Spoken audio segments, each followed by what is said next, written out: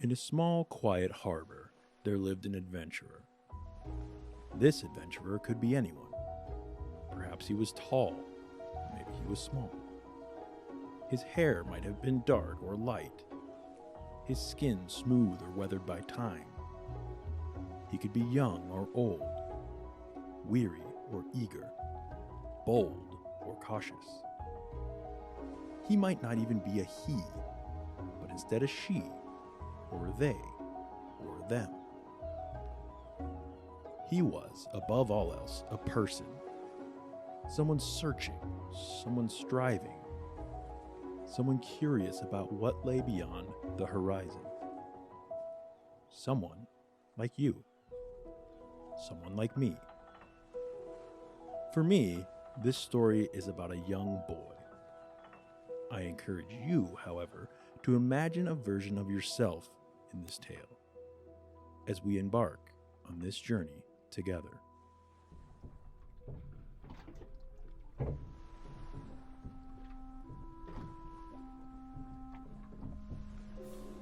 He wasn't the type to sit still, at least not for long.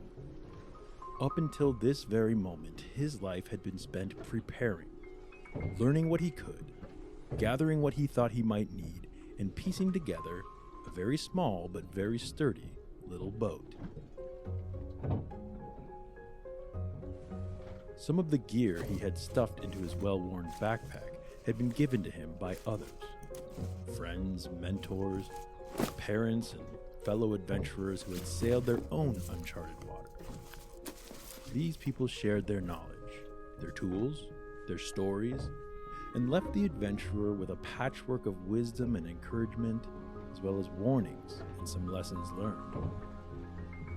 But today was his day. The adventurer stood on the dock, his hands steady as he slung his pack over his shoulder, and he stepped into his boat. He tried to feel confident as the boat rocked under his feet, his mind focused on his adventure ahead. He felt ready. His heart was light, his spirit was eager. The open ocean called to him, its waves shimmering under the sun, full of promise, full of possibility. But the ocean is a wild place, both beautiful and unpredictable. For all of his preparations, there was so much he couldn't foresee. Hidden currents, sudden storms, strange creatures lurking below. What lay ahead of him was unknowable. He turned back for one last look. On the shore stood the people who had helped him get this far. Some were smiling, others were crying. Some waved, and a few simply watched with quiet pride. With one final nod to the familiar shores of home, he untied the ropes, pushed off from the dock, and drifted into the great expanse. Our adventurer was convinced he had everything he needed, but the truth was, the real lessons would be found out there, among the waves. This is So What, Who Cares? With Lora McCarville and me, Jeff Kalasky. Join us as we explore practical insights for an impractical mind. I think for the sake of being on theme here, let's call me an adventurer of sorts. You know, I've done some exploring in the physical world, both through my time in the military. I spent time overseas, traveling the world on a big Navy ship. I also enjoy motorcycles and camping and being outside, things like that.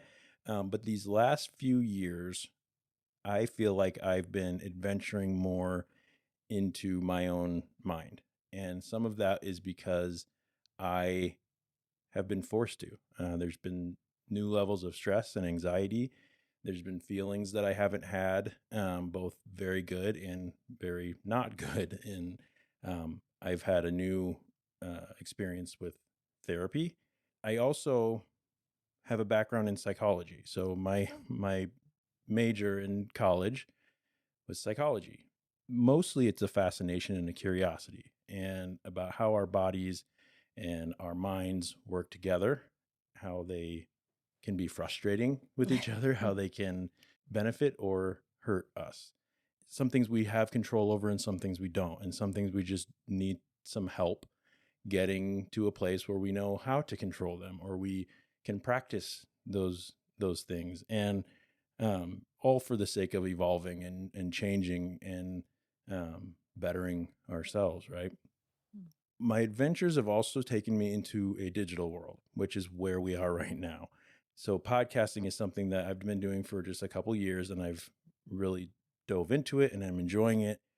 I've experimented with things like film reviews and trivia game shows, all mostly for fun and entertainment. But I also have had the opportunity to sit down and interview and kind of pick the brains of people that I respect or that are doing things in the world that are helpful and necessary and things like that. That's actually how I met you, Lora Yes. McCarville, our co-host of this new show. Lora, welcome to the beginning of this journey we're on. I'm so excited. Yeah, me too. Yeah. I was introduced through you Mhm. to you through my wife, Nikki. Yep. And because she's known you for years now. That's right. And you have helped her in a lot of ways. She thinks the world of you. My sister and I had the opportunity in another podcast to come and talk to you. We sat for about an hour and a half, but a seed was planted, I believe, that helped me to think about and analyze what I was dealing with at that time that you may not have even known about, that helped me to just repicture some of that. And I've listened to that episode that we've done, listened and watched it probably 6 or 7 times now. Like if we can offer that to more people, then I think that's helpful. And I mentioned to you in passing that if you ever wanted to do something like this, I'd be willing to help and to be a part of that. And you graciously were like, okay, yeah, let's actually do that. Yeah. And so here we are. Tell us who you are and answer the question that everyone wants to know. What do you do? Yeah. Okay. The one you don't know how to answer. I don't know how to answer it. But I do see a sort of reoccurring theme through my life. And I would say what it all shakes out is I'm a teacher. Different vehicles, but always a teacher. So my background is in special education. So I was a high school teacher for years, became a yoga teacher, meditation teacher, mindfulness teacher, moved into somatics, and then got really curious about the mind, not in the way of mindfulness, but maybe there were some things we were missing when traumas got a little bit bigger than what asana or yoga or mindfulness could really do. So my training sort of changed, and still spiritual teacher. So teacher. But it is hard to answer the question because I'm trained in a lot of methods and use a lot of different modalities. So I'd like for you to share a little bit about what you hope comes out of this and what you would like to see happen. And well, when I work one-on-one with people, it's so impactful, and there's so much to be said, like in the relationship of that. And what my hope is that it can, what I'm sharing one-on-one, what's happening in that container can be shared in a bigger setting so that more people have access to these methods, the storytelling, the mythology, the things that are coming up in the work I do, that more people could benefit from it. I know for myself, I had to do a lot of seeking, as we all do, seeking and searching, because what I was being given wasn't working.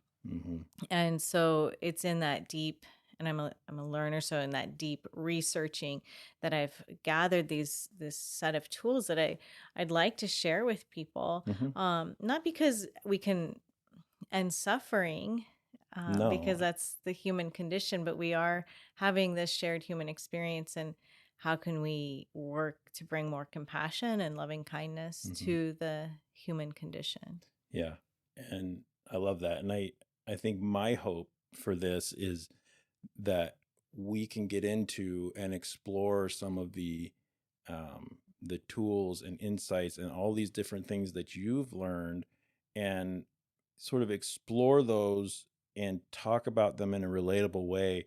I think a lot of times, in my experience, a lot of times you can, if you listen to certain things, you may start to gloss over a little, because it's almost like two people that know a lot about something talking a different language. And unless you're in that club, you don't really understand it.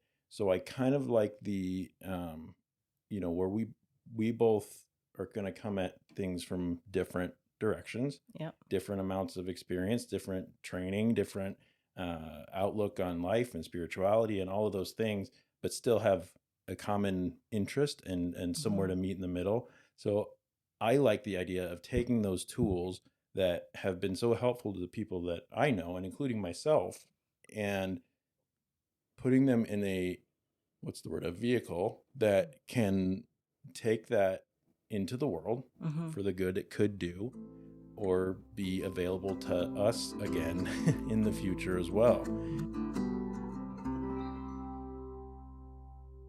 Our subtitle for the show is Practical Insight for an Impractical Mind. What does that mean to you? Well, I love that you said the impractical mind, because I think that's I think that's the key there, is that we're all working with this thing that's doing its job, and that's to keep you alive, on this, like, and we're all just trying to figure out how to work with that. Right. Yeah. And what are some, not asking this, but to provide some tools that, let's talk about real ways that a real human being, not somebody who has found enlightenment, not somebody who has, maybe 3 hours a day to sit and meditate and be quiet, real people in the real world, which is what most of us are. Right. And being able to use those tools to hopefully, ultimately, you tell me if I'm wrong here, but, find contentment, find happiness, maybe. That would be our goal, right? I think, meaning, like, maybe, like, because happiness is fleeting. And I do like that definition of happiness, like the Buddhist definition of happiness is like knowing everything's going to be okay. Like, little different than like glee. Or getting high when you buy something. Right. So what? Who cares? So what? Who cares? Yeah. What does that mean? Okay. So what? Who cares comes from. So what? Who cares? So what? Who cares? Okay, so that comes from one of my trainings, or something I'm trained in, called rapid resolution therapy, and it's a way of dealing with anxiety, and there's a compassionate way of like holding anxiety like you would like hold water. Like there's time for that. But when we're working with like states of boundary issues, or just like people pleasing, or when anxiety is like puffing up, sometimes there's this other approach, and it's, so what? Who cares? It's kind of like, get out of my life right now. Yeah, like, no, right. Okay. Like right now, I'm not being chased by a lion. Right now, I'm here with you. I'm and okay. That thing. So what? Who cares? One of the things that I thought, so you used that technique with me when we first met, and it stuck in my head, and it's really powerful in the way that you just described it. But I also think that there's, like a lot of small phrases, there's a lot of things that can be interpreted differently as well. And another way I think of looking at that is, so what? Who cares? Coming from a place of maybe sorrow or loneliness. I've been in places, and I would imagine that the majority of humans have been in a place where you wonder, so what about my feelings? So what about like who really cares? Is there anyone out there? Is there anyone listening? Is there anybody or anything or any spirituality or anything like that so what? Why am I here? Mm-hmm. You know, that's the question of existence, right? You could get into that. So what?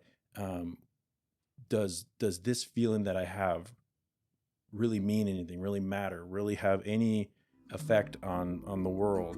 And who cares? As a person who likes to be on an adventure, I like the idea of going on a new one where we kind of don't know what's coming next. We kind of don't know. We have some thoughts about what that could look like, but it's like taking off on my motorcycle without really knowing my end goal. I know what direction I'm headed. We know where we're going with this for the most part. But the stops along the way, the people we meet, the tools we find, the conversations we have, and which parts of those conversations are going to stick with us, that always surprises me. So I'm excited about that. Me too. So this is us embarking on a journey into what I would consider probably one of the wildest, most uncharted territories out there, which is the human psyche, the brain, right? Our bodies and the unknown. So are you ready to get into this? Yeah, I am. Let's go. Let's do it. Yeah. So I guess just stay tuned, everybody, and we will be back soon with episode 1 of So What? Who cares? I care. Yeah, me Everybody, too. I care. Do you care? Yeah, me too. And with that, his story began. The horizon stretched wide and endless before him, shimmering with both promise and uncertainty. Each wave carried him further from the familiar and closer to the lessons waiting just beyond sight. Out there, on the open ocean, he would find not only new challenges, but also new pieces of himself. And though the winds might howl and the waters may rise, he knew that every storm carried a whisper of growth, every calm a chance to breathe. His story was just beginning, and so is ours.